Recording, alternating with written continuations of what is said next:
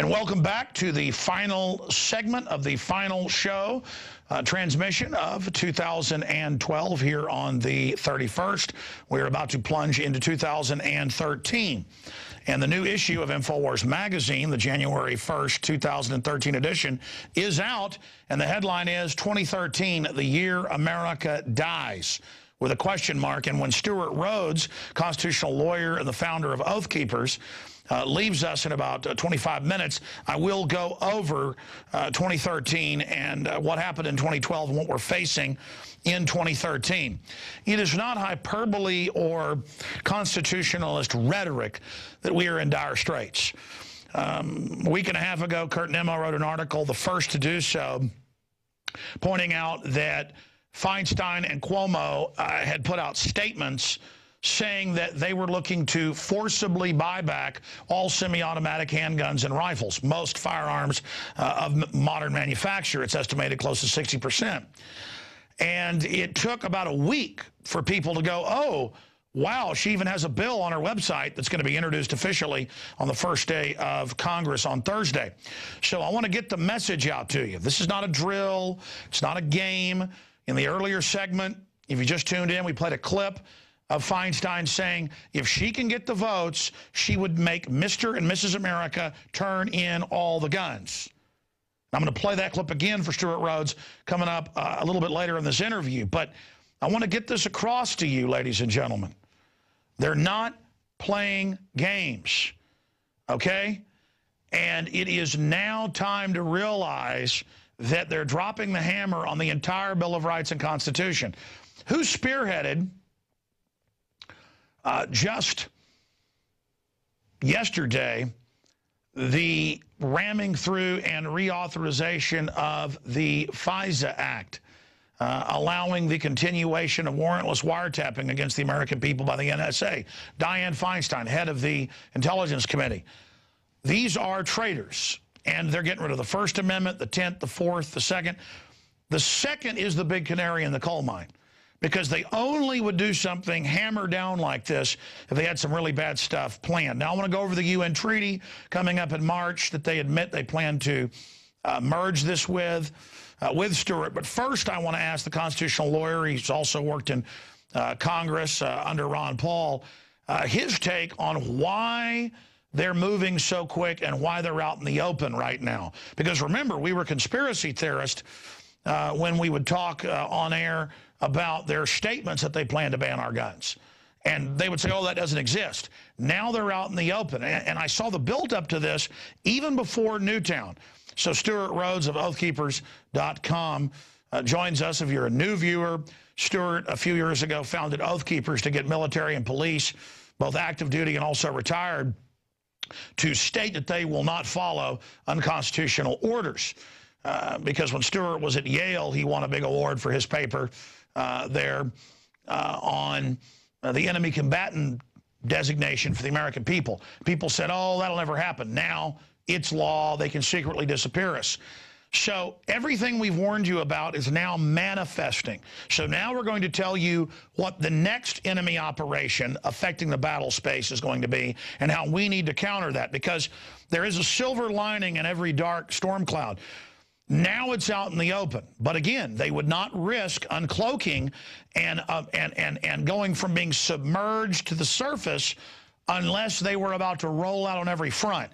And I don't think I know that this attack, this rollout against the American people will be accompanied by false flags, whether it's more fast and furious operations or more attacks on federal buildings by the globalists to be blamed on the American movement.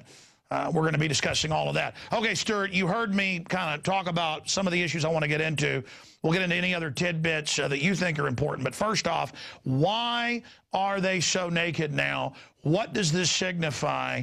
And then we'll get into the task force saying they're going to back Feinstein. She controls the Rules Committee coming in with this legislation. They're going to attempt a physical hand-in that's in the bill. And we're not seeing even a lot of concern from the Republicans. Again, that's another signpost that we're going into DEFCON 1 here. Yeah, I agree completely. And it's two big factors that are doing this. One is that these are things they've always wanted for many decades. As you said, Feinstein herself has stated, as far back as 15, 16 years ago, that if she could, she'd take all the guns. And so what they've done is they've waited, just like the neocons waited for 9/11 to hit and used that as their excuse for propelling the American people into their foreign policy preferences. This is much the same way. They waited for the right crisis, and they're not letting this crisis go to waste. This is what they've been waiting for to trigger and use what they've had waiting in the wings. Feinstein said it on her own website. She's been working on this bill now for over a year. It has nothing to do with the kids killed at Newtown. It has everything to do with just her desire to disarm the American people, and now she feels she has her Second Amendment Reichstag fire that she can use to do it with. And we knew this was going to be coming. This is why back in 2009, when we first started Oath Keepers, our Declaration of 10 Orders begins with, number one, we will not obey any orders to disarm the American people. And we say there in particular, we oppose a renewal of the misnamed assault weapons ban, or the enactment of H.R. 45, which would register and track gun owners like convicted pedophiles. This is back in 2009. And this is exactly what this bill does. Feinstein wants to do a complete assault on the Second Amendment and to track you like a registered sex offender, like a convicted pedophile. This is what she wants to do. And so we knew this was coming, and we knew she was waiting for the right pretext, and now here it is. The other factor, though, I believe, is they're running out of time. These power elites, if they really were confident in their absolute power over us, they would just take the mask off all the way and just lord over us in unlimited tyranny. But they know they can't do that. They're vulnerable and afraid that we're waking up en masse, which we are. And so, but now what's happening is they're being forced to move their timeline faster because we are, waking up, and the liberty movement is growing exponentially. Every year it gets bigger and bigger. And so I feel like they have to speed things up before they're fully ready. They don't have 30,000 Predator drones over our skies. They don't have the massive NSA database that they want to have. Not yet. That's coming. But they're not quite there yet. But in some ways, they're being forced to speed up the timeline. And I think that's good. Let's get it over with now. Well, Stewart, you're not putting a good face on this just to cheer people up. I mean, it's the best of times, worst of times. You're right. All their top planners and CFR documents and statements to each other say they're in deep trouble, and that if they don't get their world government now, they're going to go to jail for all the derivatives and crimes and insider trading that Congress has engaged in. So the good news is we're in the fight. The bad news is this is a cornered, dangerous, vicious authoritarian enemy, and they have nothing to lose. They're hammered down. But I hope everyone out there watching understands that they are the resistance. They are the hope. They better pray to God and ask God to lead, guide them, and direct them and give them provision, because this is history happening. This isn't a game. These aren't just boss hog, corrupt people we're dealing with. These are would-be total slave masters. They've gutted the Bill of Rights and Constitution. They've gutted our economy. They're gutting the dollar. They're bringing in Agenda 21 in their own statements that is a government designed to impoverish you. And it was Oliver Wendell Holmes that said, well, taxes are to ensure that we have a civilization. Well, what about when the civilization is designed around predatory destruction of real civilization? I mean, this is a very sick group we're dealing with, and they are moving ahead, putting on their afterburners because they're in trouble. They've ordered the 30,000 armed drones in the skies. That'll take 5 years to roll out. Their own words, Washington Post. They've ordered and now have the 1.6 billion bullets, the armored vehicles. But they're trying to train the police and military that we're the enemy, we're the terrorist. And because of Ron Paul's work and my work over 17 years and Bob Fletcher's work warning people 20 years ago and hundreds of other prominent people getting laughed at first, people are going, wait a minute, I heard all this. I was warned about this. And especially you the last 4 or 5 years with Oath Keepers warning people, wait a minute. It's real. So it's important. How about you speak directly to the globalists? Because I know they're watching. And some of them are a little bit more sensible and aren't true psychopaths. They're just corrupt. I mean, it's important to talk to the enemy occasionally. I'd like to hear your views to them, because I know this information gets translated over. A lot of the globalists and their minions actually watch. Are there courses for them to back off? Is there a third way for them to segue out on this? And what are the dangers to them if they try to go ahead and ram this through? Because they're operating according to a blueprint as if they haven't been revealed and exposed. As they continue to accelerate this program, don't they only confirm everything we've said? No, absolutely. But here's the message for them is they should just leave the country. Because if they try to do this, and I know they won't, and they have the same kind of hubris and arrogance that Parliament and the King had back in time of our founding fathers. They believed that the Americans would not fight. And I believe these elitists like Feinstein and her handlers, even higher above her, believe the same thing. They think the American people will not fight. They believe they can just do the same thing here that was done in Britain or was done in Australia. But it's not going to be the same way. There are millions of Americans who own firearms, for example, just on this one issue alone, who will not turn them in and they will not register as sex offenders. They're just not going to do it. And there's millions of veterans out there who are mentally prepared and spiritually prepared to fight. I talk to them all across the country. So I can tell you right now it's not going to go down that way. There's going to be a fight. Now, they might still think, well, there'll be a fight, but we'll be able to crush this small resistance. I think it's going to be a lot bigger and a lot more pervasive than they think. It's going to be everywhere. It's going to be within the ranks of the current serving military and police, within their own government. So, and also among the veterans, it's going to be widespread across the country. And I don't think they understand that. I think it's very much like what happened in 1775. They're going to be very surprised at the reaction. You know, they got their butts handed to them all the way back to Boston back then, when the entire countryside rose up. Not just a few guys, not just a small organized coalition around, Captain Parker. It was the whole countryside rose up, all across New England, and they chased them all the way back to Boston and then laid siege to Boston. That's right, except for one problem. I predict, because they did it with Oklahoma City, we know, the name of the feds that planted the bombs. It's all covered in A Noble Lie, the film. We've interviewed the police officers that were threatened by them and everything else. They're going to attack daycare centers and kill small children and blame it on the Patriot movement. That's why it's essential to expose false flags and now to psychologically free people and inoculate them to the fact that obviously no patriots are going to target children. And that's why it's important to understand we're not going to offensively attack. But clearly, just like in 1775 at Lexington and Concord, they're going to come and try to pick cases of patriots that they think have a weird background to demonize the entire movement. They're going to psychologically try to frame this.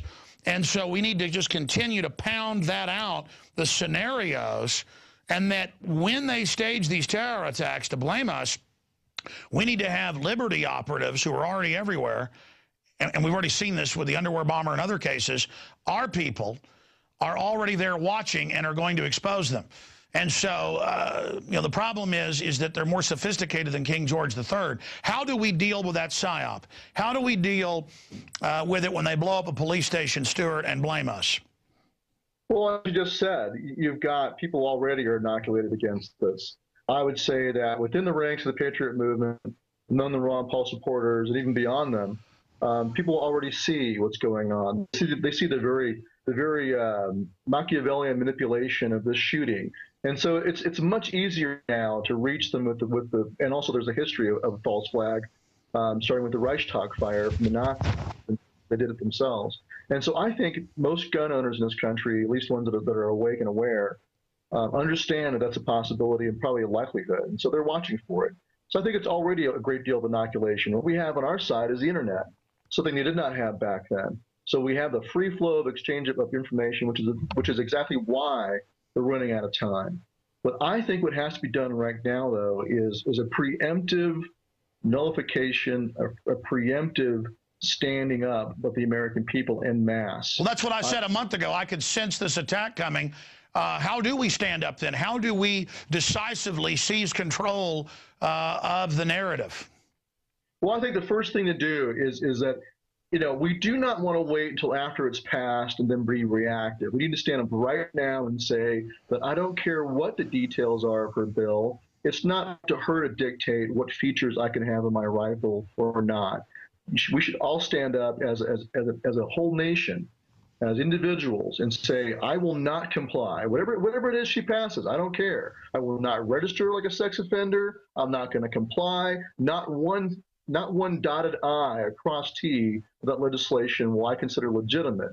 And I will nullify it as an individual, but also in my community, and start right now. So I'm going to encourage people to do what I did, last week on Oath Keepers, where I had my declaration, my personal pledge to not comply with an assault weapons ban. I encourage everyone out there to go do the same thing for themselves. Copy what I wrote, put your own name in it, change it however you want to. Make your own personal declaration by the millions across the country that you will not comply. And by the way, this would be like if they announced, hey, it's time for black people to report to be slaves again. I mean, this is an unconstitutional, dictatorial statement. It's like Hitler saying all the Jews have got to go, to the concentration camp. Yeah. And they went dutifully and did it. Barbara Boxer gets up there, and Dianne Feinstein gets up there, these two demonic senators, and they say, we're going to make mom and dad, we're going to make Sally Soccer Mom and Joe Sixpack. Their exact quote was, yes, we're going to have Mr. and Mrs. America turn their guns in. And there they are. Meanwhile, this woman has bodyguards and the rest of it. Why are they so desperate? We already answered that, to get them now. I mean, they really are. They're in control through fraud, but they are miscalculating. I mean, even if 99% of gun owners turn their guns in and they try to go purge and persecute the 1.5 million that don't, that's an unstoppable force right there. And sure, they'll be able to kill patriots up front and advertise it, and they think that's going to scare others to go turn their guns in. It's going to cause the exact opposite. And here's what has to happen, though, as you just alluded to, people need to draw the line at going down and registering themselves in the first place. If you are willing to go down to a police station, be fingerprinted and photographed like a sex offender and tracked, at that moment, you have given up your liberty. It doesn't matter if you get to go home with your rifle for now until you die, and then it gets turned into the government. That's not the point. At the moment you walked in there and allowed yourself to be treated like a slave is when you accepted your servitude. And by the way, Stewart, as you know, they already have the NICS background, and before that, the 5-day waiting period and all that. Yeah, they already have the guns. They already know.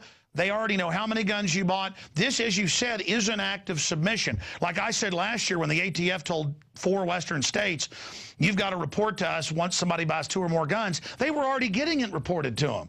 It's just that with outside law, outside Congress, getting gun shops to comply, just like TSA sticking their hands down our pants. But listen, I want you to expand on that, but I've got to make this point. You're a constitutional lawyer, but the New York Times, guys, type in this headline, a tougher assault weapons ban, NewYorkTimes.com, it'll come up.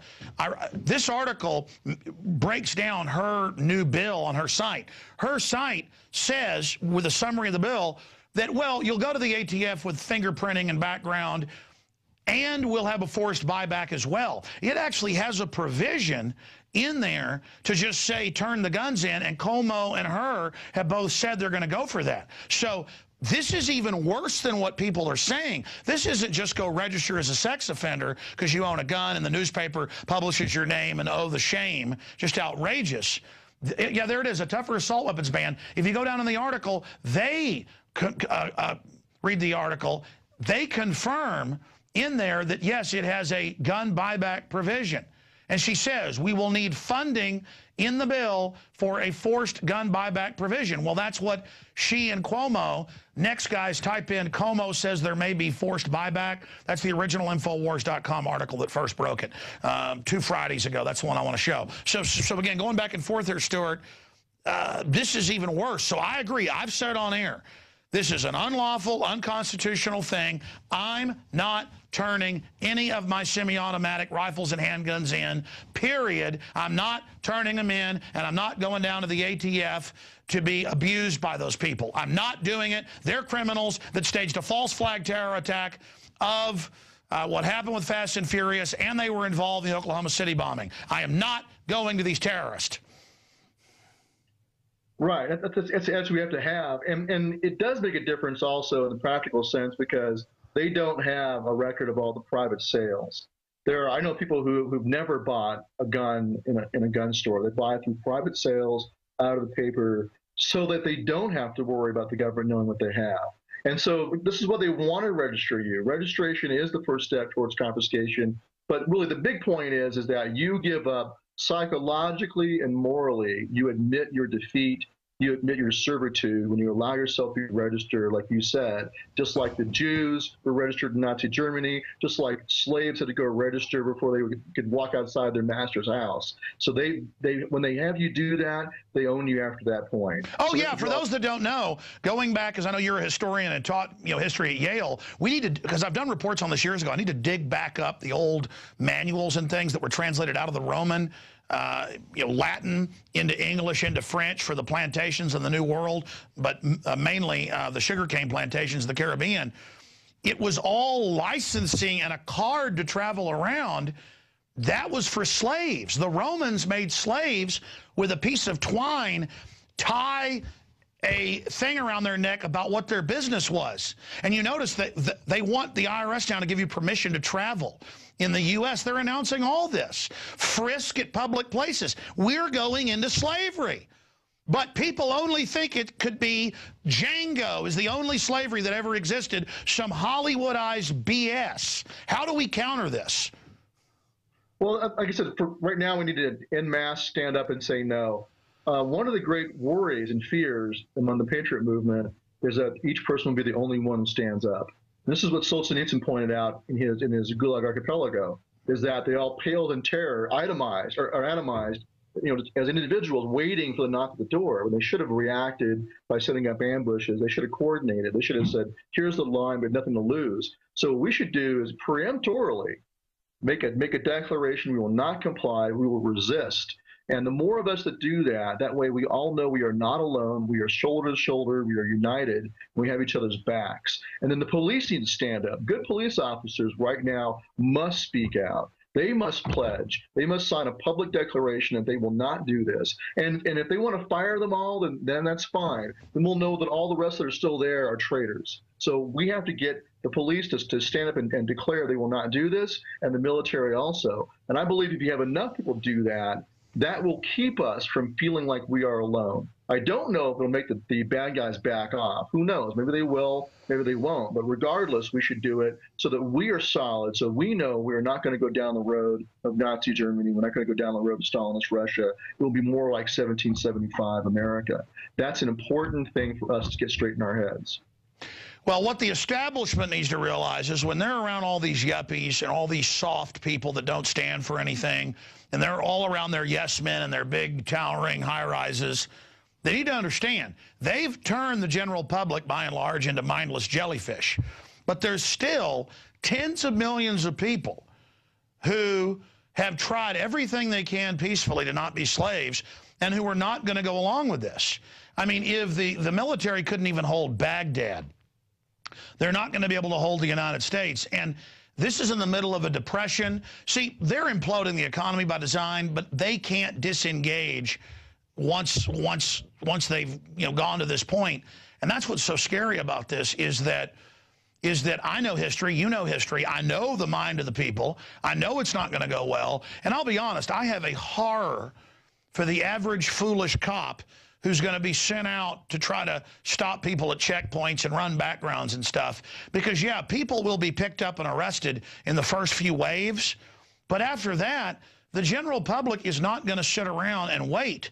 And they have billed, I saw this 5 years ago during the start of the campaign, the last election, before this one, where they billed him as Obama as the new Lincoln. And all these movies, like 7 or 8 of them, where Lincoln crushes the states' rights movement. And if you are against the federal government, you're a racist. And now they openly have articles every day saying, yeah, we're going to take the gun owners' guns, and if they fight back, they're going to be terrorists. And Obama will just shut off the internet with a kill switch, and he'll arrest the newspaper editors. And the new Steven Spielberg movie glorifies all this. And they're on the site saying, become the new Lincoln. I mean, I have articles here where they have Reuters calling for him to be a dictator and to use executive orders to go after people. I mean, this is so over the top And you've got all these weird socialists and collectivists who are on their forums and on their Democratic Underground and on their sites bragging on Huffington Post that, yeah, I can't wait to be, you know, in a federal militia. There's even a petition to do this, to take on these vets and these gun owners. I mean, if these chicken-necked socialist, authoritarian fake liberals, yeah, there it is. Click on that link. Even without Congress, Obama can act to restrict guns. There it is. I mean, the truth is they're having a fantasy about raping our wives and beating us up in FEMA camps. I mean, these are nasty little bastards. Do they have any idea that if they actually try this, what's going to happen to them with real people, with real guns? I mean, do they have any idea? They see our restraint as weakness, Stewart. No, they don't have a clue. And it's the same as the attitude the British officer corps had towards the American colonists. You know, with one of them saying you could just go up and down the coast with a battalion of Royal Marines and geld all the males, you know, as though they would just stand there. So they believe, they have the hubris to think the Americans would not fight. And the elites and their cronies here today have the same attitude. I mean, it's really pathetic to watch the political left in this country. You know, back during the Bush years when they were railing against what Bush was doing in the Constitution, they were right. And many times I thought that, hey, we have common cause. But now they've taken the mask off and they're guys in power and they've shown themselves to be what they really are, as a bunch of friggin' Marxists. And so, you know, my message to them is come and take them. Go for it. But have the courage to do it yourself. But they won't. They'll try to send the military. But I got to tell you, there's a lot of guys in the military that are not going to do it.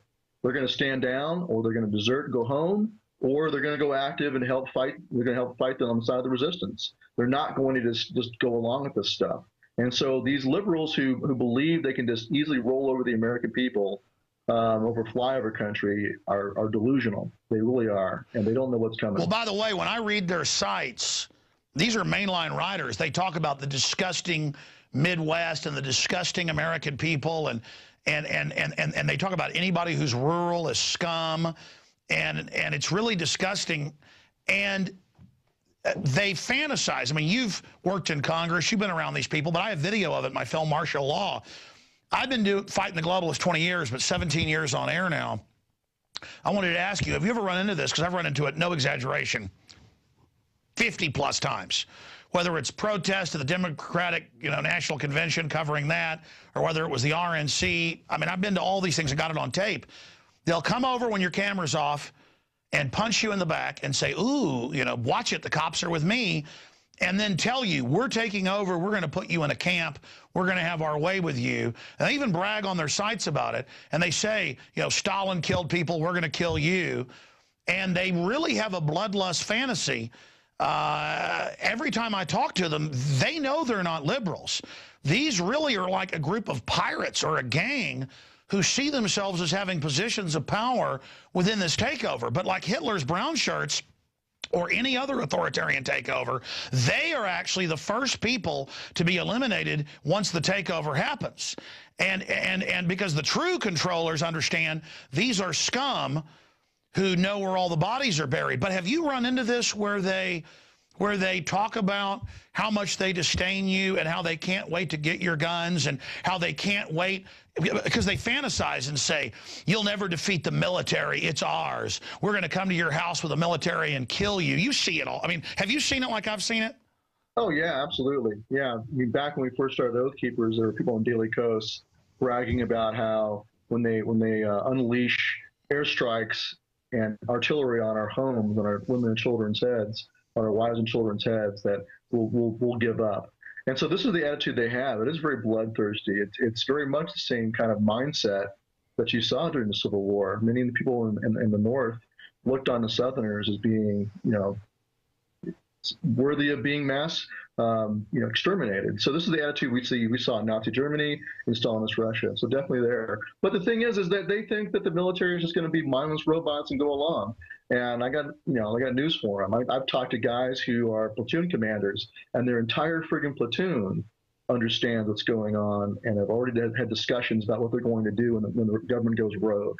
And they're going to fight on the side of the resistance. And this is going to be a huge split within their own ranks. It's not going to be only the government entirely on one side, including the military, and on the other side the people. It's going to be a big mess.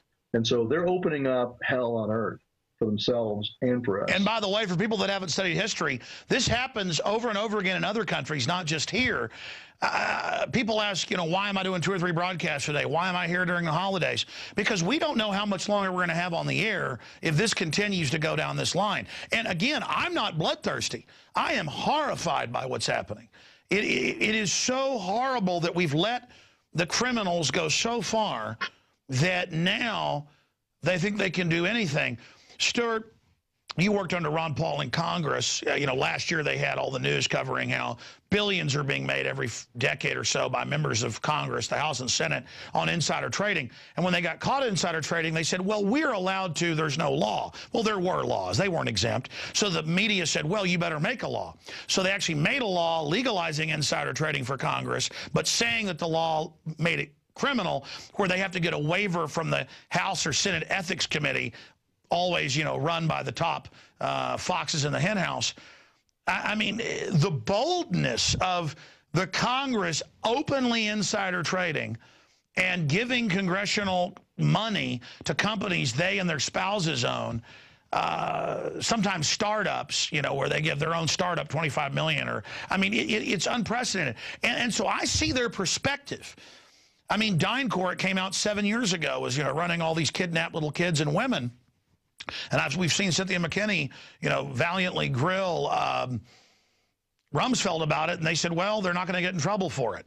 So you've been there in Congress. It's obviously getting worse, but how many good people are there? Because it seems like even the good people are naive about how bad it is. I don't blame them. I mean, if the people running the government get to kidnap American kids and fly them overseas for snuff films, and they insider trade publicly, I guess they think they can have a civil war against us and win, but they don't get it. It's the physical act of taking the gun, the physical act of raising taxes to where they bankrupt you. That's what people feel, and it's the going one step too far by saying they're going to declare war on gun owners and publish our names in the newspaper and SWAT team us. I mean, they're starting a fight when they already gutted us and had basically won, slowly strangling us. Do you see what I'm saying? Right. Well, this is kind of like the Stamp Act back in the time of the founding generation. There was a long chain of abuses, but it was a Stamp Act in particular that really pushed Americans onto the side of rebellion, because every one of them felt it personally. They all used, you know, they paid bills, they sent letters, anything to do with paper had to have a stamp on it and a tax paid. And so each person felt it personally and was reminded of the humiliation and the subjugation of unconstitutional action by the parliament. This is much the same. You can have the NDAA, which in theory allows the president to grab anybody, but it doesn't affect your daily life. Life goes on. You can have the Patriot Act, same way. Or you know the NSA spying on you, but you don't feel it personally. This is very personal. Every gun owner who owns an AR-15 has to go down and register like a sex offender. And they know that that weapon will not be passed on to their children, that their culture will die with them. The message is that your children now belong to us, and your culture will die with you, you slave. Come down and get registered, slave. And that's the thing that's going to be different about this. It will impact millions of Americans directly about something that they care about in a very personal way.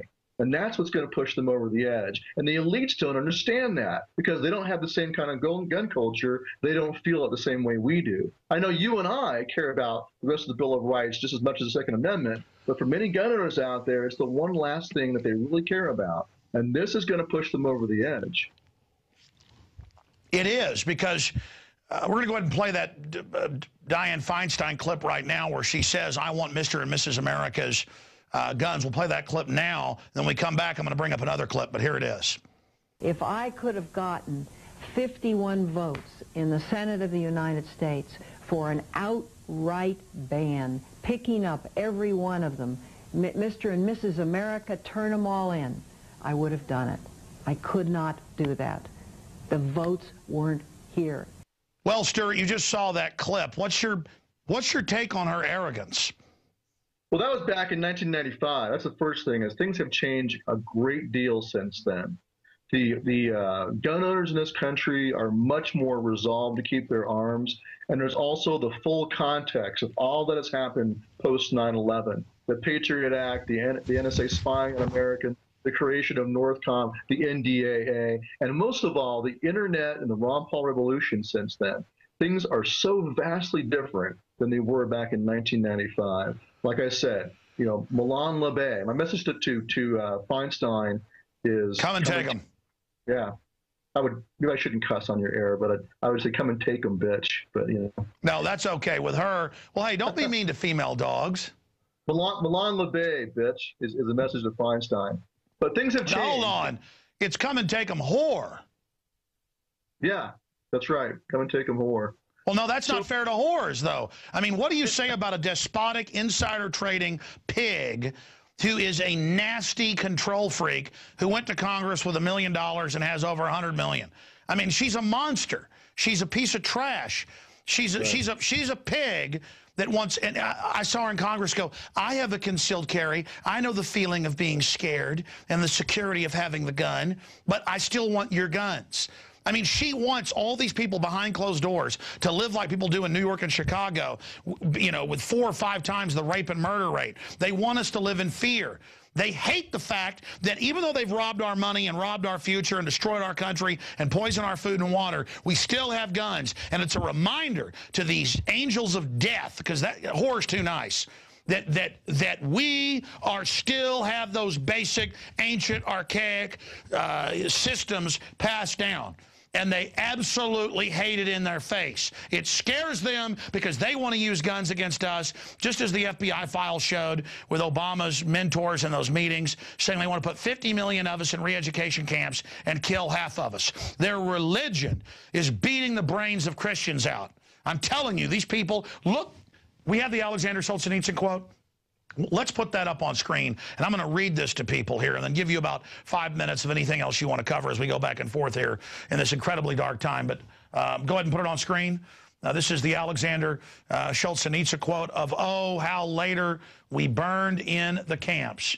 And oh, how we burned in the camps later, thinking, what would things have been like if every security operative, when he went out at night to make an arrest, had been uncertain whether he would return alive and had to say goodbye to his family, or if during periods of the mass arrest, as for example in Leningrad, when they arrested a quarter of the entire city, people had not simply sat there in their lairs, paling and palling with terror at every bang on the downstairs door or at every step on the staircase, but had understood they had nothing left to lose and had boldly set up in the downstairs hall an ambush of half a dozen people with axes, hammers, pokers, or whatever else they had. Yeah, that's the point. They didn't have guns in Russia, but they had hammers. Folks, you get all the guns you want. The organs, that means the police state, would very quickly have suffered a shortage of officers and transport, and notwithstanding all of Stalin's thirst, the cursed machine would have gone and ground to a halt. If we didn't love freedom enough, and even more, we had no awareness of the real situation. We purely and simply deserved everything that happened after. And what they put 60 million people over the 30, 40 years of purges in different death camps, worked about half of them to death. Conservative numbers, 30 million. 10 million Ukrainians, millions of Poles. And the Poles finally, after 60 years of this, did start doing what Solzhenitsyn. By the 80s, they'd gotten copies underground of his book. And you know what they started doing? You know what started happening to secret police, Stewart? Tell people. Yeah, they were killed.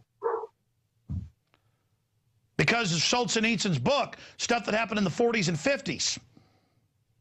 What's your comments on that quote we just gave? And this is the point, is that we are aware of that history. We are aware of what has happened in every other country where you've seen registration of guns and then disarmament. We know where it leads. We know where it's going to go. And so Americans need to make a decision right now where their Patrick Henry moment is, where their line in the sand is. And I think it needs to be that we will not comply with this bill. And if they come after us, if they pass this and come after us, we will fight back. And we need to stand up right now and say that, so that we don't think we're alone and the only ones and just pale in terror waiting for the knock at the door. And I don't think that's what's going to happen. I think the cat's out of the bag. We do understand the full extent of the situation, and we do love freedom enough in this country to fight. And there are enough of us to do that. And that's the big message to the power elites out there, is it's not going down the same way. as it went down in Russia. This is not Russia. We're not Russian peasants. We're Americans. We kicked their butts before, and we'll do it again. So, but what we have to do right now is a preemptive refusal, and we need to go and hold, if you want to have any chance of stopping this, every Republican in the House of Representatives, I mean all of them, but especially the Republicans, need to hear from you that if they even think about voting for any of this stuff, I don't care how maybe they water it down and they do compromises, no compromise. We don't want one piece of infringement on our rights. If they do any of this, they are done politically. Their name is mud. They're out in the woods, out of the woodshed by us, and we're going to root them out of power. So we need to make examples of all the ones right now, like Hutchinson down there in Texas. Even though she's an outgoing senator, she needs to be publicly shamed. Same goes for King in New York. All these rhino Republicans who are saying they favor an assault weapons ban or a magazine ban need to be publicly shamed with a big red T in their chest for traitor. Right now, make an example out of them so the rest of them have the fear And by of God. the way, it's going to make the news if, like the proto-Tea Party, you go to all the senatorial events, all the town halls, all the little meet and greets they do, bring your buddy with a camera, and because all these guys are like, well, the shooting war starts, I'm ready. Ladies and gentlemen, let's not go there. Info-war them now. I mean, put up banner hangs, call talk radio, call Congress, write letters.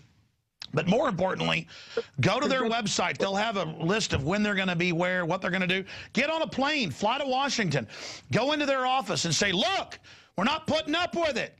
Okay, listen, you little bastards. You may be able in our name to kill people worldwide and all the rest of it, but you're not going to get away with it. And that's my point here, Stewart, is that they have a fantasy they talk about on all the authoritarian fake liberal sites. You just talked about it, where they say, oh, this is great. When they don't turn the guns in, we're going to kill them. They actually believe he's going to be Abraham Lincoln, and they're going to call gun owners Klan members, even though the Klan got gun laws passed, as you know. And they really think they're going to call us baby killers and attach us to school shootings that are very suspect and get our guns. I mean, they're crazy. This is not going to work. And I'm not on their side telling them back off, but they don't even have self-preservation. There's a demoniac criminal energy about them where they think we're facing 4 years with pardon power, no one can stop us. I mean, look, they're using Al-Qaeda to overthrow countries, and it's in the news. I mean, it's like the power elite have gone Caligula. Well, but not just the power elite. It's also, like you said, these rank and file followers. They've got this lust of power in them right now. And they think that all they got to do is pass a law or have an executive order issued by Obama or through the UN treaty. They think they can just, once they do one of these mechanisms, and that's it. That's the end of the argument. But they don't understand that that's only the beginning of the argument, just like in the American Revolution, except that this will be even worse. They will be targeted. I mean, I think that if they pass this bill, I think legislators who vote for it will be assassinated, frankly. I think that's how it'll go. It won't be that they'll just send out their minions and police officers will die and soldiers will die and on the one side and veterans on the other side. It's not going to be like that. They're going to be military targets too, and they're going to be killed. I'm not threatening anybody. I'm just making a prediction of what's going to happen. This is how it's going to be. They think they're immune, but they're not. They cannot walk around with enough security to keep from being shot by a sniper. It just can't be done. Well, I mean, they couldn't even secure Baghdad. I mean, they really think they're going to do this in America. Not everybody's not going to buy their propaganda, Stewart. No, there are millions of Americans right now. As I said in my speech at Fall Fest in Florida, I said, look, once you've had your eyes opened up and you're part of the freedom movement, that's it. You're lost to the elites from there on out. Their propaganda does not work any longer. Their spin and their manipulations just don't work. They do not work on millions of Americans and never will. The only way they can deal with us is to kill us. That's it. But by the way, Brzezinski in his new book says that. He says 20 years ago, you can find the exact quote online. I bought the stinking book. He has like 5 big crises facing the elite. I forget the exact name. It's at home. I scanned through it. I didn't really read the whole thing. But he goes, one of the major threats in his little voice is, he says, one of the major threats we face is that, they're going to come after us, and it is a great danger. I mean, they do understand it. You know, the real kingpins are all running off to Europe and running off to armored redoubts while their little paid pimps are going to stay behind during all this. And I just can't. You know what, Stewart? I think they know there's going to be a fight. I think they're willing now in their frenzy to be in danger to really go after America. I mean, I think at certain levels they know. Well, sure, at the very top. But I'm talking about all the little mid-level useful idiots like Dianne Feinstein and all the cheerleaders for her on the web. They don't know. They think that they can just pass. I mean, I went to Yale Law School. I understand the mindset of a lot of these people. They really believe that they can manage to pass a law. They can get a raw control of power politically just for a short time and pass a law. They believe that's it. That's the end of the argument. And they have this total faith in their own ability to game the system. But they're not looking at things accurately. They have no idea that it's only when they start hammering us that people are going to wake up. Right. It's like going into a bear cave and jabbing the bear in the butt with a knife. I mean, the fight has just begun. Well, they look at, it's kind of like what the British thought back at the time of the founding. We had put up with so much. They put up with warrantless searches. They had put up with denial of jury trial. They had put up with impressment of men into the British Navy. Which was literal slavery. I mean, where they worked you got 4 hours sleep a day. The Boston Massacre had happened, and still there wasn't a rising up. And so many of the Patriot leaders were becoming discouraged and thought that the people could never be woken up. But in the end, it was their attempt to disarm them that finally galvanized the armed resistance. And then it was like a flood dam opening up. And then it was a huge flood of resistance across all the colonies. Well, isn't that historically, and I mean, you also see it in Africa where they try to disarm a group, there's uprisings, it happens in Asia. But that goes back really to the wars, because for 1,000 years, all over Britannia, but also in Scotland, there were uprisings when they would try to take the Scots weapons. I mean, it's not like this is the first rodeo. No. But they're making the same mistake. I mean, they look at modern history, and many, even among the Patriot movement, look at Americans and go, oh, Americans will put up with anything. They're soft. They're cowardly. They put up with the Patriot Act. They put up with NSA spying, with Obama assassinating American citizens. And it's a valid point. How much more can they take? But just because they have also allowed a long train of abuses to happen without fighting doesn't mean they won't fight. And I can tell you that there are millions of veterans who will fight. You can take it to the bank. They are going to fight. And so I know it's not going to go down like it did in Nazi Germany or Stalinist Russia, where there was very little resistance until it was way too late. I know it is not going to be like that.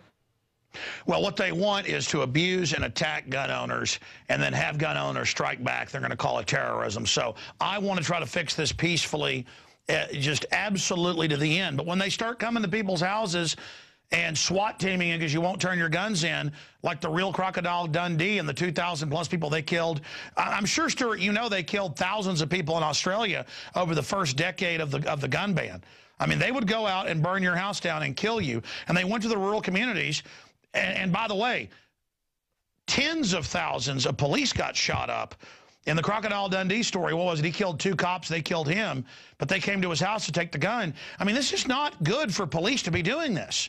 This is about the most dangerous thing you could ever try to do. No, it's not. And I would rather appeal to the sense of honor and what's right, but it is an important point. And many of our own police officers and oath keepers are talking to their fellow officers and letting them know that, look, man, not only is this the wrong thing to do, not only is it a violation of your oath, it's also not healthy, because they're going to be fighting back. And if you're rolling around in a patrol car, it's kind of hard not to be, they know where you are. And so police are very vulnerable. Police in this country, a lot of them don't understand how their safety is dependent upon the goodwill of the American people. If people wanted to kill them, they certainly could, because they're so easy to identify. They're easy to find. And so, and this is all painful to talk about, but that's why the police are going to unmarked cars, and that's not going to matter. Once the blood feuds start, once they start really hurting us, we've got to stop this. Stewart, is there any way to stop it?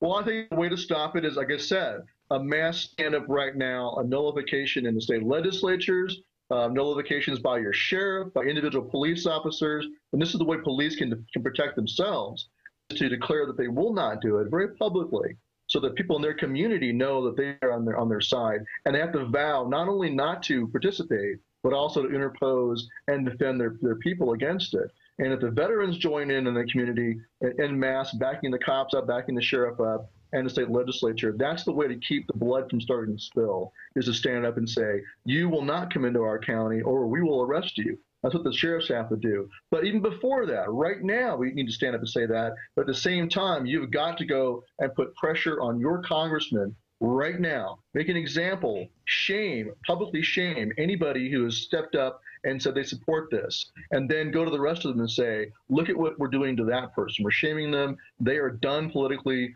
If you go down this road, you'll be committing political suicide. Your career is over. That's the only way you can get the people in the House to have the cojones to stand up to this and say no. Otherwise, they'll go along. Like Bonner just caved.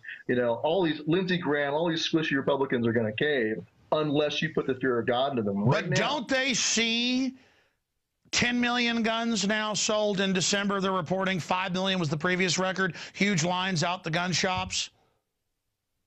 Yeah, and those are not just people who are buying them to have a gun so they could be grandfathered in, or who are buying them for profit. These are people, I've talked to quite a few of them in gun stores. They're buying them because they are very concerned about our future and they want a weapon to defend themselves with.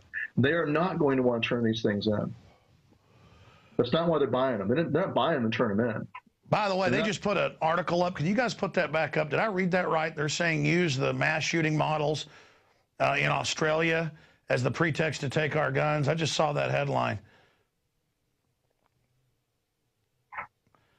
And what's incredible about it is that there's been 88 deaths, as they report in this article, in, quote, mass shootings. Most of those are gang-related. 10,000 people killed, most of them criminals invading homes. That sounds like a big number. There are, what, 4 times that from suicides every year. 4 times that from automobile accidents. I mean, it's not even on the list. But with the 315 million. Well, Stewart, it's really been good to talk to you. I just don't even know what to say at this point. The establishment is out of control. And anything else you'd like to add in summation that you think is important? Just that we need to decide right now. This is the put up or shut up moment for the American people. Are you going to be free or not? And you need to understand how late the hour is and just come to terms with it. Recognize where we are. But here's the thing. There can be a peaceful resolution, although the window is slamming shut very quickly. We have one last chance to fix this peacefully, and that is we all stand up as one together and say no, and then put pressure on our representatives in Congress, but also nullifying the states. But even if that doesn't work, even if they still pass this through, we have to decide right now what's more important to us, being free or our own personal survival. I'm willing to die to make sure my children are free. If that's the attitude every American had, or even just a large minority, like 20 million of us, if we all have that same kind of attitude, then we will prevail. Then we will not let our republic fall, and our children will inherit a free country. Whether we live or die does not make a difference. What matters is whether our children are free. And so we need to have that focus and that commitment. If we do that, we will prevail. If we don't, then we will go the way of Nazi Germany or Stalinist Russia, being taken out one at a time. Come together right now and stand up, or be slaves. Pat Tillman gave up something like $5 million a year contract to go join the Army Rangers, same army you were in, to go out and believe that he was fighting al-Qaeda. And he got there and found out we were growing the drugs. He found that it was all staged. He wrote letters home to his family. They murdered him. Imagine the same energy of people out there to understand, folks, globalists, foreign banks have captured America. They are shutting the economy down. They are paying to ship our jobs to China, where poor slaves build the goods. If it was just robotic, real liberals who were just morons and wanted my guns, I would fight their legislation, but I wouldn't be ready to go to war if they tried to take the guns. It's that I know that these aren't misguided liberals. These are authoritarians, and I know how bad they are. And I know about how they're murdering all the Christians in Syria right now. I mean, there's footage of them killing Christian families and feeding them to dogs, backed by U.S. forces. I don't know how There's not a rebellion, Stewart, by our troops. They're in Turkey arming al-Qaeda. How do they bring al-Qaeda to CIA bases and train them with U.S. forces? I'm really ashamed. And I know that there probably were rebellions. I know that it happened in Katrina with the gun confiscation. We didn't learn until years later. So maybe there have been. We just don't know about it. But it's just, it's so cartoonish level now how evil the people are running things that I can't rationalize not fighting them as hard as I can, because the worst scenario I can dream up, it's still worse because I'm not a psychopath. So in closing, just your comments. I mean, do you ever have that feeling of like this has become like fantasy land or Twilight Zone or something? Because those of us that are informed, we're watching this, and it's just, it's beyond bizarre. And that so many of the even wealthy elite who aren't psychopaths would allow this dangerous of a technocratic control system in. No one is safe under this. I mean, this is exterminist. Well, it's like a cancer. This is what happens in, in East Germany, Nazi Germany, all the communist countries. This is the same kind of system that was put in place there. But we need to come to terms with the fact that they're not going to give up. If they don't get it through legislatively, they'll do it through executive order, or they'll do it through the UN treaty, which is better, though, for us, because it destroys legitimacy. This is the thing. The Benghazi Gate, abandonment of the men there who died has ticked off a lot of veterans, a lot of current serving. What's going on right now in Syria, you just talked about the killing of Christians, is the same thing, ticking off a lot of people. Every person out there has a certain key that will turn the lock to their consciousness. They're all different. But here's the thing about the abuse of the elites. The more they abuse, the more they overstep, the more arrogance they have, the more the mask comes off, the more people they wake up by doing that. And all they do is drive more and more people over to the side of the patriot movement. They drive more and more of them into our ranks, including with the guys in the military, most importantly. And so they are helping us. This is a gift to us, frankly. Feinstein's bill and her arrogance is a golden gift. Because like you said earlier, now you can say, look, Americans, this is not conspiracy theory. It's not conjecture. This is happening right now. They told you they don't want your guns. They were lying to you. They do want them. I can go to veterans and talk about the NDAA or the Federal Reserve and the collapse of the economy until I'm blue in the face and not wake them up. But if I talk to them about Feinstein's bill and show them a copy of it and what she wants to do to them, they will wake up with that. And by the way, what's worse is I mix up the committees. Is it rulemaking or the markup? The point is she's over the committee to bring bills in, and she's over the Intelligence Committee. And they're saying Obama's going to go with her bill. I even caught Biden on tape saying it. So the point is, I would love to believe she was some crazy witch from San Francisco and that this wasn't a threat. This is their plan, Stewart.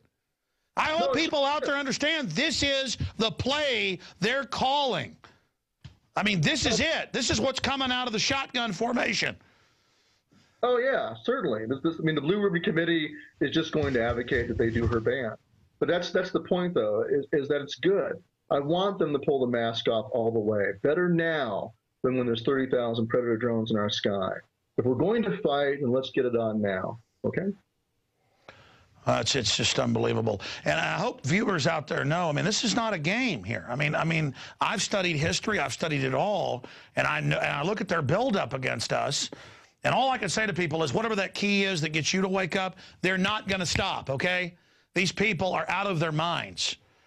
Crazy like a fox, yes, but I've studied tyrants and psychopaths. It's basic criminology. Criminals always do greater and greater crimes, subconsciously trying to get caught. And because they get a thrill out of it being more and more reckless. I mean, I think that's it, Stewart. Yeah, well, that's part of the hubris of it, is they get drunk on their own power and their own sense of their own false sense of invincibility, and they keep going until they go too far, and then they wind up, wondering why they're standing on a platform about to be hung. So, like Mussolini and like Ceausescu and thousands of others in history. I mean, they just don't get it. I mean, yeah. Well, they hope to be Joseph Stalin, die of old age. presuming he died that way. But yeah, the word is they really poisoned him because his own people were so scared of him. And there were some reforms after he left, even though it was still bad guys. It's like the Chinese locked up Mao Zedong's wife and kind of let him die of old age. I mean, you know, even the worst tyrants don't like the mega crazy tyrants. Stewart, in closing, when did you pass the psychological Rubicon? It was about a year ago. I remember you started talking about being ready to die, and you're a serious, smart guy, you know, won awards at your university, and you know, are a constitutional lawyer, worked for Ron Paul. You know, for me, the moment many years ago I had death threats, physically attacked, things like that, that I decided that I'm not into dying. I'll never commit suicide. But if it happens, that's why I go everywhere without bodyguards. I mean, if it happens, I'm at peace with it. You know, better to even just have them kill me quickly than take me off to some dungeon. And it's not almost like the moment I accepted death, the world became deeper. Beauty became sharper. Discernment became better. And it was like, I've actually become a man. I mean, it's a magic moment. And I hope other Americans will step into that realization, but also don't want to just go out and die in the fight. If you're willing to die for it, how hard will you fight for it in liberty in the information war now? So even if the fight comes, our numbers are greater and it's not as great a cost for the innocents. Because whenever I have that shadow of fear in my heart, wake up at 4 a.m. in the morning thinking, oh my God, I'm Alex Jones, I'm exposing the globalists at point blank range, they could kill me, they could kill my family, I realize my family's already gone if they win. I mean, it's that understanding of we didn't do this. We realize it's the truth. We realize we have evil coming down on us, and we've got to stand against it. That is a very empowering thing, and I want the men out there and the women out there, join us in history. Step across the line like at the Alamo. That's what it's all about, because that's when you really live, is when you're not afraid to die. Final comments on that, Stewart, and we're going to end the transmission. No, I agree completely. I mean, I almost died twice when I was in the Army. I consider myself to be on bonus time. But this is the attitude you have to have. Like I said in my speech at Lexington Green back from 2009, is all that matters. We're all going to die anyway. No one gets out of here alive. But all that matters is our children are free. And remember, there's that one famous quote, you know, duty is heavy as a mountain. Death is light as a feather. You only die once. But do your duty. Your duty is to your children. And it's all that matters is that they are free. I don't care about dying. I'm ready to go. But, you know, of course, don't make it easy on them. Make it expensive. You're going to have to fight. Make it expensive to kill you. But don't be afraid to die. And it's only when you, as you said a minute ago, only when you are no longer afraid of your own death and you embrace it, that you truly live as a man. So I think it's a good idea. Good point. What's the time frame? How long do you think we have to beat them? I mean, to get the word out and stop this legislation?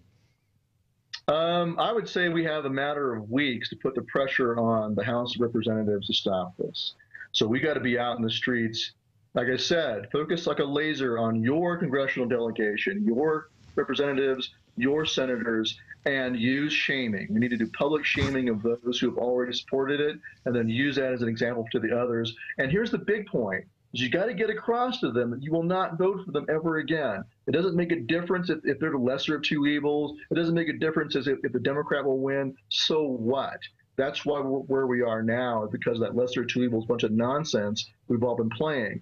Don't play it anymore. Make it clear to them you won't. But I worry that they pulled that on Americans so many times, and Americans continue to roll over and vote for them again, that they won't believe it's credible. So you got to make it credible. You got to make them realize this is different. I agree with you, and we've also got to look at the law and sue them for their different crimes, sue them for the different actions, and let them know you're suing them. Even if they beat it in corrupt courts, beat the rap, don't beat the ride. It's time to go after them in every legal and lawful way we can before the shooting war starts. Because never in my spirit, you know, even before the mass shooting, Stewart, I was on air saying, this is it, I can feel it. I mean, could you feel it the last few months? I mean, and you wish it wasn't real, but when your gut tells you red alert, danger, Will Robinson. I mean, I just cannot believe how much trouble we're in, and I wish the general public out there realized how much trouble we're in. Well, certainly. I mean, and this is why I started Oath Keepers. I could see the structure of a police state being erected And the most critical piece of it is the laws of war being brought home and applied to the American people. I can see the structure. I don't wait for the full effects before I oppose it. So yeah, you can feel it getting, it's like a noose is tightening around our necks, and it's coming really in a short-term time frame. But this is a gift. This allows us to wake up millions of Americans. In fact, right now, millions of Americans are awake because of this. That's why they're running to gun stores and buying guns and ammunition. They're cleaning out all the guns, all the ammo. And I heard about one gun store that had about 600 people buy AR-15s who'd never owned them before, and they wanted training. So they're training them. They're putting them through classes on how to use their AR-15. They're not buying them just as because despite all the brainwashing, they ask the people in polls, why are you doing it? I don't trust the government. People inherently know evil. They know we've got murdering scum running things that want to put us in re-education camps. I mean, this is incredible. Stewart Rhodes, very important interview. Thank you so much, my friend. Oath Keepers. Give out the website. Tell us about Operation Sleeping Giant. You bet. Oathkeepers.org, and our Operation Sleeping Giant, there's a link on there to that also. And that's our outreach to the veterans in particular, to get them to focus on security, on preparedness, on sound money, and state nullification. So go check it out. And the UN treaty, you had one point before we went to this interview, we were talking before we went on air, that you were talking about the UN treaty, and an interesting point that was made in that. Right. Well, there's an article on Reuters about that where they talk to UN delegates on condition of anonymity who state that they're hopeful that the Newtown shooting in Connecticut will make it easier for them to pass this new UN treaty. What's really odd about that, though, is that for many, for years now, they've told us that it won't affect the gun rights of Americans, will not affect internal use of guns in the United States. And yet they're now saying that they hope the Newtown shooting will help them get it passed. Doesn't make any sense. And so what that tells me is the NRA is correct when they say it will affect your guns here in the United States. And one last thing about that is in the article, they quote a U.S. official as saying that they will not go along with any treaty that will infringe on the constitutional rights of Americans. Well, a lot of guys will read that and go, oh, that's nice. They're not going to infringe on our rights. Well, just remember, Feinstein is letting you know exactly what they think about your rights. They don't give a right to anything. They think you only could keep guns that they consider to be okay for you to keep for now. So as far as they're concerned, they can ban any gun out there and still not be infringing on your so-called rights, because their view of the Second Amendment is very, very narrow and constrained, that you only have a right to hunt and to own guns that they consider okay for hunting purposes, or maybe self-defense. And that's the standard deal. And then they finally say you can have them at a hunting club where you check them out. CNN's now proposing that. And final point of 20 final points, because we've got to get to this final piece of news here. What do you make of Piers Morgan? Well, I think it's just an example of the arrogance of the political elite. And this is what they're trying to do. And they think it's going to work. They think that if they get on there and Piers Morgan calls Larry Pratt an idiot and a stupid person, that's going to somehow demonize him and marginalize him. All it does is confirm what a jackass Piers Morgan is. And the news media, the mass media out there, as you know, is dying. CNN is dying. All the cable networks are dying because people understand what they are. All they are is mouthpieces of Sauron. And this is just par for the course. So let him do that. The more he acts like a clown like that, the better for us, because we can wake up more Americans to the absurdity of modern CNN and Fox News and all of these news outlets. And by the way, at their peak in the like 1991 or so, they had about 10 million viewers on one show per hour. Now their top show has 500,000. They are dead. And that's why they're going to try to take over an authoritarian move. It is out of panicking, and it is out of fear. And I'm just, God help us, I pray to the police and military. I have no wish for them to be absolutely chewed up by this. I've tried to stop all these wars they've been in and abused 5, 6, 7 tours. I've fought against putting the troops on all these drugs. I've tried to support troops at the VA. I am not here in some, lust to have a revolutionary war again. And I just pray to God, everybody out there watching gets the word out. Stewart Rhodes, thank you so much. Thank you. All right, ladies and gentlemen, we are out of time. There goes Stewart Rhodes. Just amazing interview. I meant to have him on about 20 minutes. I think we went over an hour. Just because this is all I talk about. It's all I think about now, because our worst analysis is coming true. It's not a pleasure to be here on air and to have everything we've talked about unfolding. I'm very sad for everybody. I mean, it makes me cry. Earlier, I started crying involuntarily. I couldn't control it. Not even though I was boo-hooing, it was just tears were coming out of my eyes because I realized how horrible this is. And that even the people doing it are just degenerates. I mean, it's like people say, don't you have a hatred of the globalist? I used to hate them. Now I realize they're like dog crap out in my yard. I mean, it's like, it's just something in our way, something that won't go away. And it's disgusting. But here's the deal. I will not bow and lick their stinking boots. And I know they're a bunch of scum. And they're a bunch of bullies and thugs. And we're calling their bluff. Now, in closing here tonight, you know, if we don't pitch books, videos, the word doesn't get out, and we don't support ourselves. If you're not buying PrisonPlanet.tv memberships where you get 10 extra memberships with the same username passcode, you're insane. I mean, that's 59 cents per month per person. That just pays for the bandwidth. And people are using the memberships, so I'm glad to see that happening. So please, there I am with the Dianne Feinstein action figure in that shot. I'm going to interview her tomorrow as a little joke. Got to have some fun occasionally. The point is that I am begging all of you to go and get PrisonPlanet.tv memberships. Those that have been given a free membership, you get a membership now, and then go give that to 10 people in an email saying, here's your username passcode to this site. Go create a username and passcode unique to PrisonPlanet.tv and give it to others. Speaking of at cost, you can buy these in groups of 10 up to 100 at cost, and it's at our cost.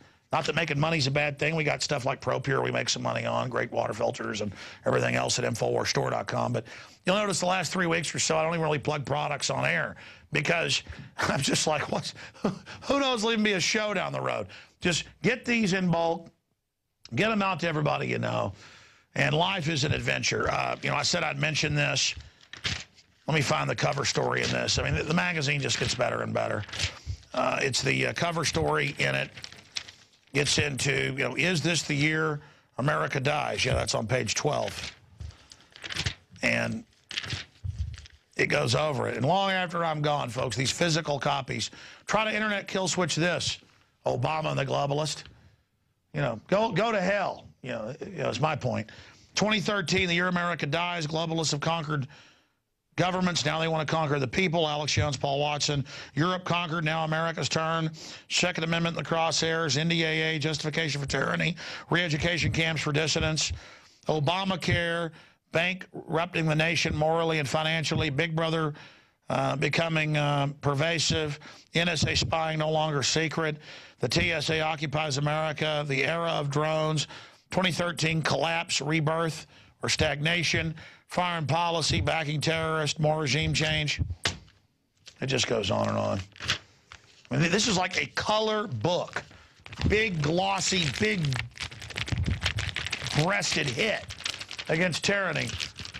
I love that quote from Network, wherever Robert Duvall goes, it's a big hit. It's a big, I'm not going to quote the whole thing. The point is that here it is, ladies and, well, there's nothing wrong with God's creations. The point is, he goes, it's a big hit. Anyways, excuse me, I'm sorry. The point is that this is here to wake people up. Yeah, loose humor, I apologize. We'll bleep that for families. This is a tape part of the show tonight. As long as I've been going, we're going to go live here in a minute. Anyways, Marcos is like, yeah, you are, pal. Hey, it's the end of the year. I might be in a gulag with some commie, you know, torturing the hell out of me. They've told me they want to. Can you imagine wanting to, like, someday we'll have the guns and put you in a camp? It's like, well, what we know will never happen someday is you'll become a real human. Anyways, getting back to what I was saying. Get the magazine, InfoWarsStore.com. Get the ProPure, 10% off, promo code WATER, all of it, InfoWarsStore.com. But most importantly, if you're watching this on YouTube later, because we put it up there a day later, go get a PrisonPlanet.tv membership. I mean, 59 cents a month per person. Holy Toledo. All right, that's it. Great job with the crew. And we will, Lord willing, see you back here tomorrow night. We got a good chance, I think, of beating this gun ban. The problem is when they stage another mass shooting or it happens by itself, they'll be back again. I mean, it's I keep hoping for a peaceful solution. I pray for that. I work for that. But Gandhi even said, you can go pull up his quotes, Gandhi quotes on self-defense. He said, I let people beat me up when there was news there and I could show that they were in the wrong because we were simply trying to march to the sea to collect salt because they made you buy it from the British government. But he said, and Martin Luther King imitated him, but he said, if they're trying to come to you and mow you down and kill you, you got to fight back. And he quoted the Second Amendment. And we've used those quotes here on air. He says the blackest crime of the British, you know, the darkest, most evil crime was not letting the people, you know, disarming them. So that's my point on that subject. Okay, that's it for the 2013. Lord willing, and we'll be back, ladies and gentlemen. Because, again, that's it for 2012. 2013 is now upon us. And I wouldn't have said 2013 wrongly if I had a teleprompter, but I don't. Teleprompter free. We'll see you back tomorrow night.